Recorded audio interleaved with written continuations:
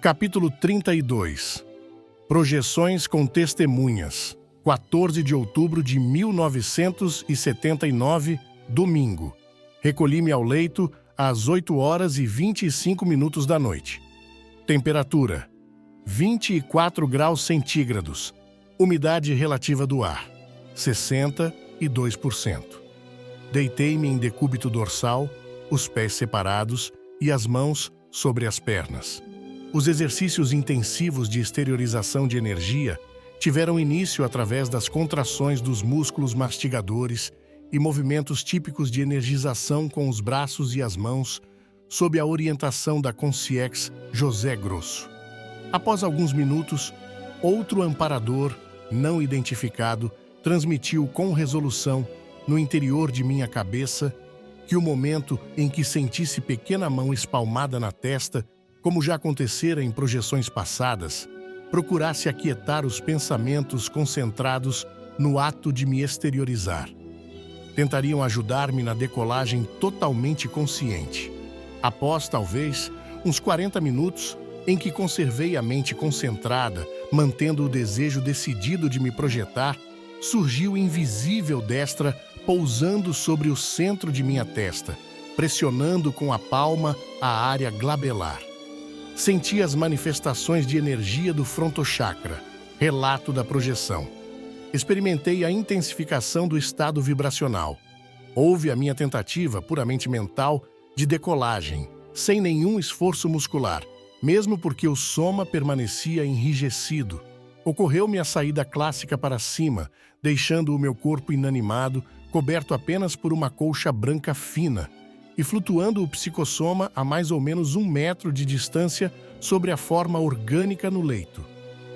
Ao ficar ereto, surgiu-me o aviso para deitar o psicossoma em decúbito de novo, e isso aconteceu diversas vezes, como se eu estivesse fazendo um teste repetido de treinamento da decolagem. Numa das ocasiões desse deita-levanta, ao buscar acomodação acima do soma, mudei a situação para ficar atravessado na cama. De outra, tomei a posição ao contrário com a cabeça do psicossoma para o lado dos pés intrafísicos. Numa das saídas, senti o estado de transição da consciência dupla ou dividida, parecendo haver uma parte no soma e outra no psicossoma, com alguma lucidez nas duas condições simultâneas, predominando num local ou noutro conforme a fixação da mente. Na verdade, a consciência não se divide jamais. Contudo, as sensações parecem duplas ou em 2 lugares, numa aparente dicotomia da consciência. Na primeira decolagem, surgiu-me um momento breve de desconforto, perfeitamente suportável, devido às vibrações poderosas do processo. Nas vezes subsequentes, não aconteceu nenhum estado desagradável, pelo contrário, a ocorrência trouxe-me imensa satisfação, aparecendo a expansão do íntimo, a universalidade da consciência e profundo bem-estar. Estava com a ideia-alvo, ou melhor, a pessoa-alvo, se as circunstâncias me permitissem, de ver a minha esposa que assistia a um programa de televisão na sala. Mas nem sempre o projetor consegue ir aonde deseja. Por 3 vezes, me foi possível erguer o psicossoma sobre o leito, desfrutar a sensação de estar literalmente fora do soma, chegar até o corredor e a porta da sala, mas o poderoso cordão de prata chamava o psicossoma de volta como se a sua constituição estivesse em fase de baixa condensação energética e fosse uma formação de borracha que esticasse e retraísse alternadamente. O fato demonstrava que o psicossoma permanecia todo o tempo dentro do perímetro ou faixa de influência vigorosa do cordão de prata, estando eu numa deambulação condicionada e restrita, fazendo às vezes de água sendo absorvida pelo soma esponja ou de partículas sugadas pelo soma aspirador. Evidentemente, eu estava num treino de neutralização da sensibilidade do cordão energético. Os intervalos entre as saídas e reentradas suaves no soma me permitiram sentir com extrema nitidez, como nunca anteriormente, as exteriorizações parciais das pernas e dos braços que pareciam flutuar como se fossem peças de fazenda leve, semelhante ao filó ou à seda fina, que de vez em quando recebiam uma lufada de vento, sendo agitados ou enfunadas para um lado e outro. A comparação com pequenos balões de tecido leve e fino está bem aproximada da realidade da sensação que surge nos pródromos da projeção. Durante o período em que se realiza o processo da projeção, toda a exteriorização parece tão simples e fácil, mas ao reentrar no veículo, a situação torna-se complexa e vem a dificuldade para sair de novo. Nasceu-me o sentimento, pela primeira vez, de estar sendo assistido por uma nuvem de testemunhas que se apinhavam ao meu redor, no quarto de dormir ampliado, como se fosse largo salão, onde, qual cobaia num anfiteatro de anatomia ou paciente na sala de cirurgia, estivesse sendo examinado por dezenas de consciexes ao modo de estudantes acompanhando os atos operatórios através dos vidros das janelas de observação.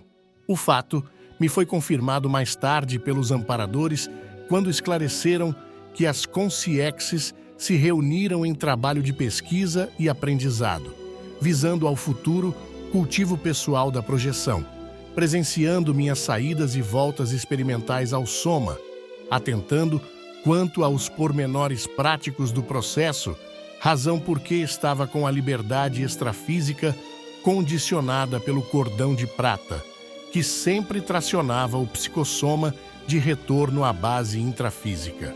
Isso vem corroborar as notícias existentes da intenção das consciexes evoluídas de intensificarem a prática da projeção consciente por todo o planeta. O corpo de carne assemelhava-se à longa casca de tronco que somente se enchia quando o psicossoma reentrava. Quem consegue explicar essa sensação de depressão? Pode-se perguntar. Enche o que no corpo denso, compacto, maciço, contínuo e recheado de órgãos? Mas enche tudo isso, molécula a molécula, célula a célula, milímetro a milímetro, numa coexistência e interdependência exatas. Na primeira ida até a porta da sala, ocorreu-me o aumento da acuidade visual. A claridade alaranjada do ambiente, materialmente escurecido, sofreu uma intensificação do ponto de vista extrafísico. Todas as vezes, eu penetrava a porta fechada do quarto de dormir, que dá para o corredor, e ambos, o quarto e o corredor, pareciam bem mais amplos que a realidade intrafísica. Identifiquei junto à parede esquerda do corredor, como se fosse um móvel coberto com pano, a existência de algum objeto extrafísico num volume com uns 80 centímetros de altura por 70 de largura, no local ordinariamente vazio. Seria algum acessório transcendente? Na terceira vez que estive no corredor, depois de ir ao soma e voltar sucessivamente, como se exercitasse o esticamento do cordão de prata, entrevi uma consciex tranquila que ia entrar no quarto do pequeno Arthur, que lá dormia àquela hora. Ia abordá-la quando o soma chamou-me de modo mais forte e irresistível, e desta vez foi-me impossível restabelecer o transe para prosseguir com a projeção. Houve a interiorização imposta por cima, porque a minha boca, devido ao relaxe na posição de decúbito dorsal, ficara aberta, fato que desencadeou uma respiração estertorosa não habitual, cujo ruído quebrou o transe projetivo. Ainda tentei outra decolagem, mas ao mover a cabeça intrafísica, recebi a sugestão mental para deixar o leito e grafar este registro. Análise da projeção. O relógio marcava 9 horas e 42 minutos da noite. Interessante que a duração das exteriorizações consecutivas me pareceu maior que a real, talvez em razão da intensa atividade extrafísica desenvolvida durante todo o período. A minha autoconsciência permaneceu a mesma, sem alterações, desde o recolhimento na cama até agora. Praticamente nem precisou haver o ato de despertar. Para mim, o ponto alto, mais difícil e impressionante da projeção consciente é o momento da decolagem lúcida. Não há fenômeno anímico ou parapsíquico de maior impacto e mais convincente do que esse para a criatura que venha a senti-lo completamente vígil. É o fato capaz de provocar a modificação da óptica científica, moral e religiosa, com reperspectivações profundas dos conhecimentos, opiniões, educação, costumes e crenças de qualquer um. Com ele, ensinamentos repetidos a gerações caem por terra.